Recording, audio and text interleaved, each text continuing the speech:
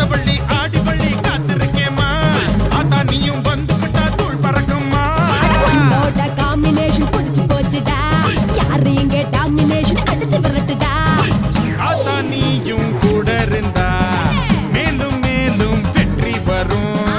4 பேருக்கு நன்மை செஞ்சா பூமி நம்மள சுத்தி வரும் கும்பிட போன தெய்வம் குறுக்கே வந்ததடா ஏன் குறுக்க